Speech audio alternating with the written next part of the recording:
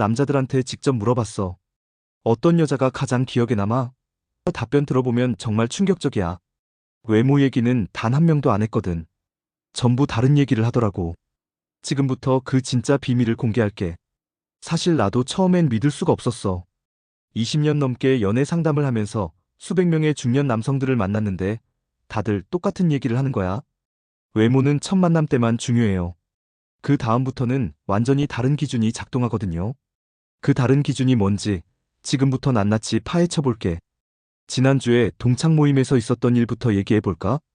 한 형이 새로 만난 여자 이야기를 하는데 얼굴은 그냥 그런데 왜인지 자꾸 보고 싶어진다고 그러더라고. 다른 형들도 고개를 끄덕이면서 아, 그런 여자 있지 이러는 거야. 그때 깨달았어. 순간 눈을 번쩍 뜨게 하는 외모보다는 시간이 지날수록 더 끌리게 만드는 그런 매력이 진짜 승부처라는 걸. 내 상담실에 오는 남자들 보면 정말 신기한 게 있어. 처음 왔을 때는 예쁜 여자랑 만나고 싶어요라고 하거든. 그런데 몇 개월 후에 다시 와서는 완전히 다른 말을 해.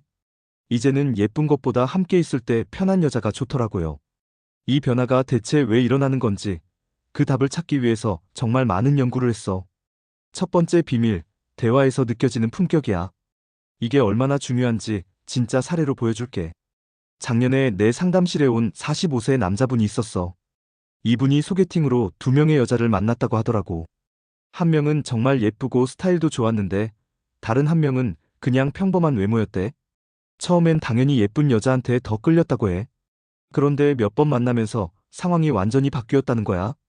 예쁜 여자는 대화할 때 이런 식이었대. 남자가 오늘 회사에서 힘든 일이 있었어라고 하면 그래서? 그거 가지고 왜 그래? 라고 대답하는 거지.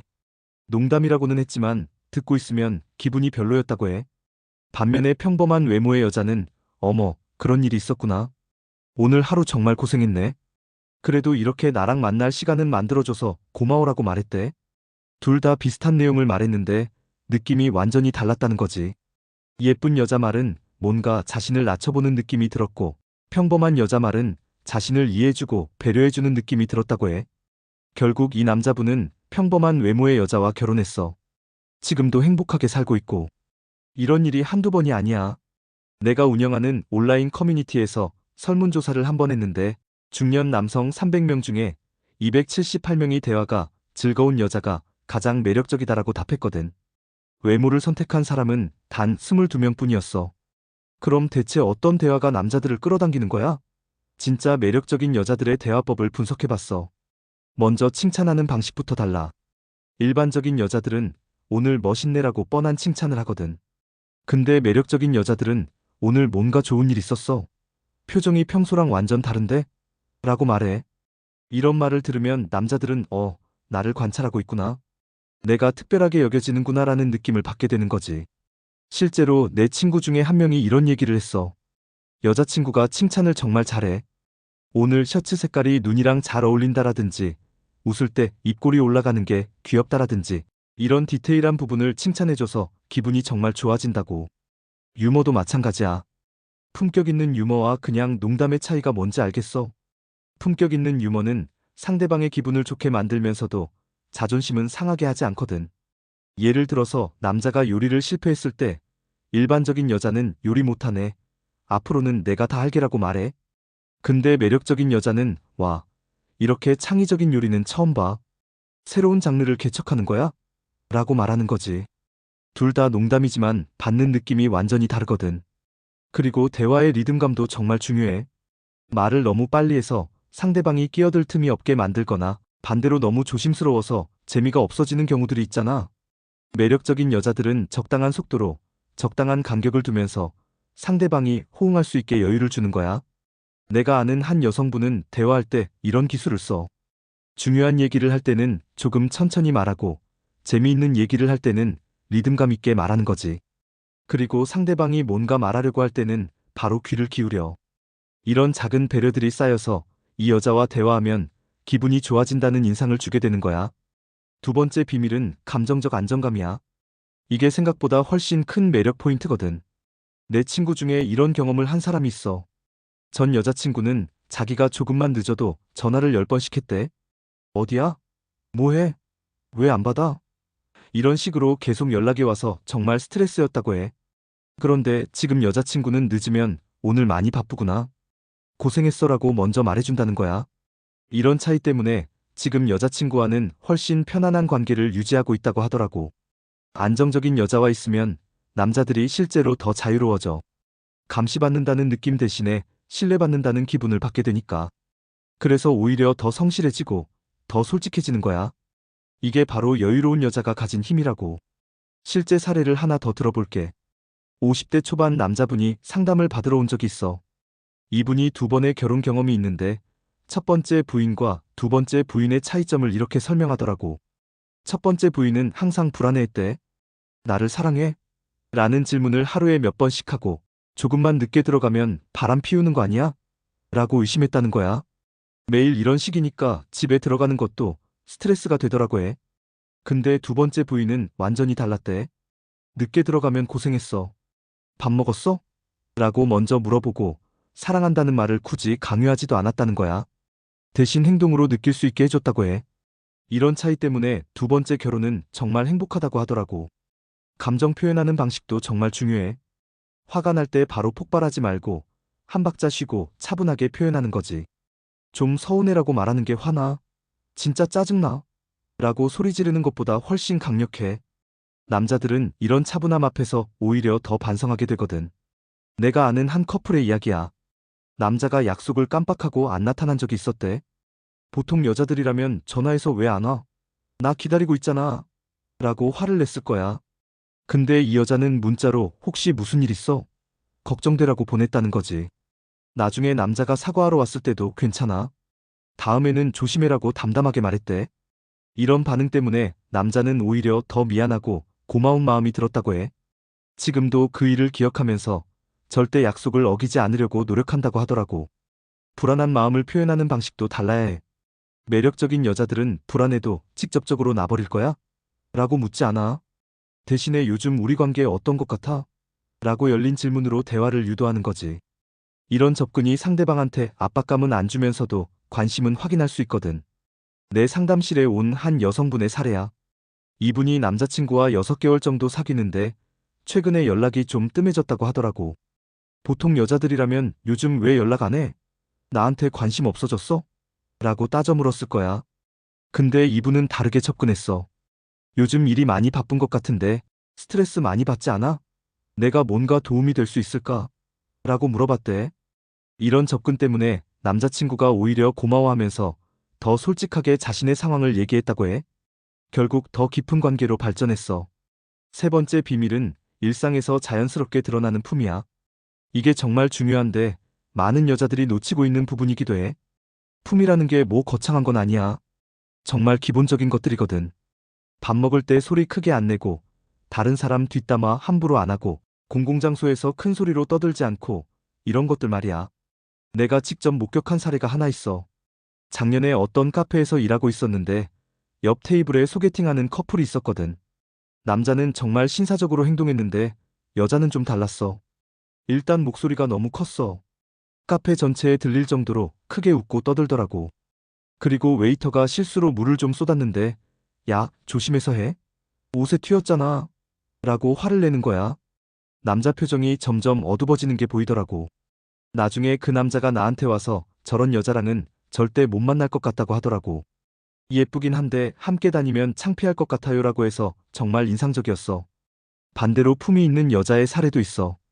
내 친구가 소개받은 여자인데 첫 만남부터 완전히 다른 느낌이었다고 해.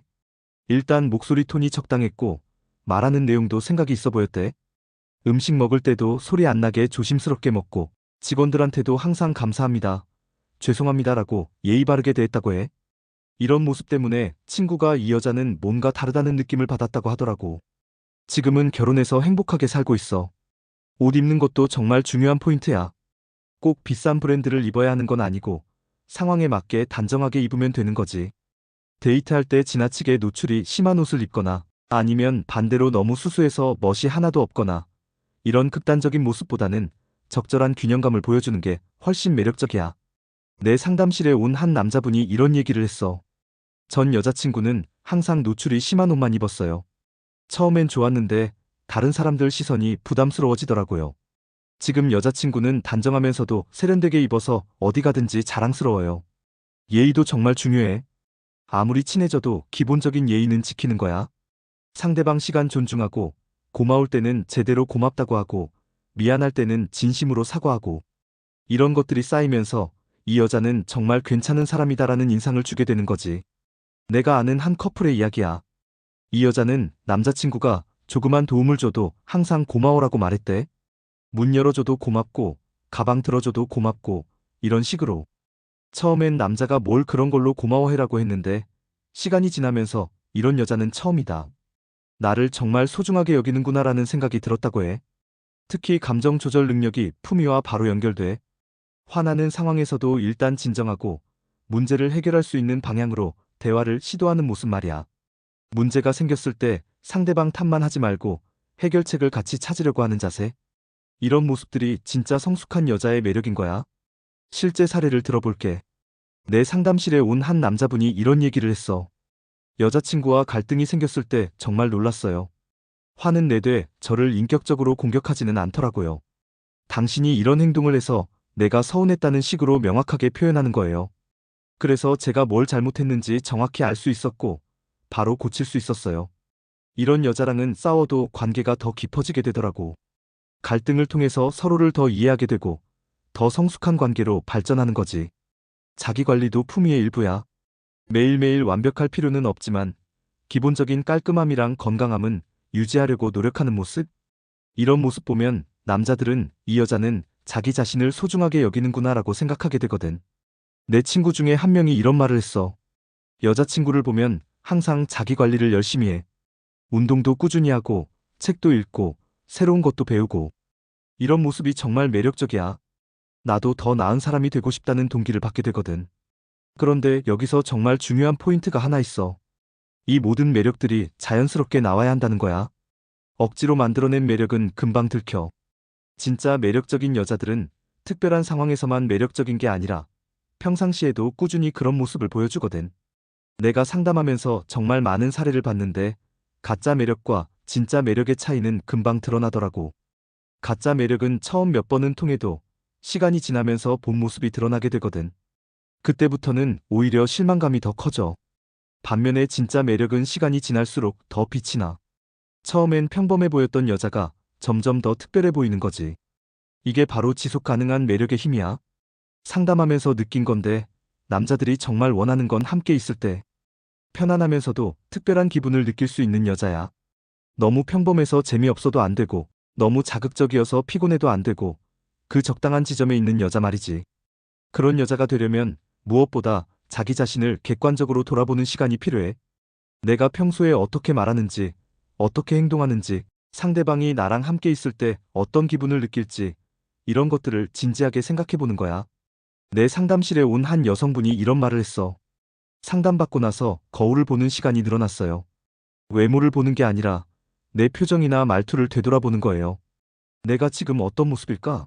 상대방이 나를 보면 어떤 느낌을 받을까? 이런 것들을 생각하게 되더라고요.